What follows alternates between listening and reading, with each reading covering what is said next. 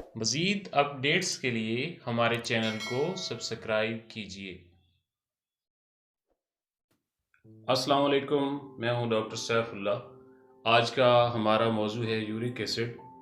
अगर अभी तक आपने मेरे चैनल को सब्सक्राइब नहीं किया तो उसको सब्सक्राइब कर लें और साथ बेल आइकॉन के बटन पे भी क्लिक कर दें ताकि मेरी आने वाली हर वीडियो आपको मिलती रहे। Uric acid carbon, nitrogen, oxygen और हाइड्रोजन का मुरक्कब है। जिस्म में चर्बी, प्यूरिन्स जिसको कहते हैं कि टूटने की वजह से यूरिक एसिड बनता है, जो खून से गुर्दों तक और गुर्दों से पेशाब के ज़रिए बाहर निकलता है। जब यूरिक एसिड जिस्म से बाहर खारिज ना हो तो वो जिस्म के अंदर और ख़ास तौर पर जोड़ों में जमा होने लगता है, जो न सिर्फ गंठिया का मूजिब बनता है बल्कि ये गुर्दों के फेल होने, दिल की बीमारियां और फालिज का मूजिब भी होता है।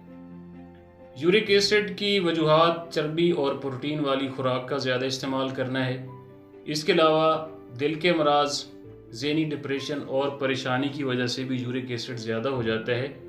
फास्ट फूड्स, मोटापा, शुगर और कसरत से शराब नोशी करने से भी यूरिक एसिड बढ़ जाता है।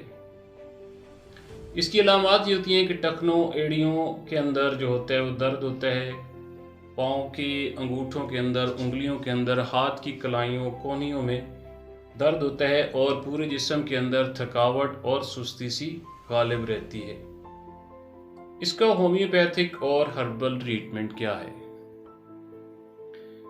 हर्बल के अंदर यह है कि फाइबर वाली ग़िज़ाएँ जो हैं वो आपके यूरिक एसिड को कंट्रोल करती हैं, जैसे कि इसबगोल, दलिया, केला, सेब, ये कसरत से इस्तेमाल करें। और इसके अलावा सेब रोज़ाना खाएं, उसके अंदर मैलिक एसिड होता है जो कि यूरिक एसिड को कंट्रोल करता है।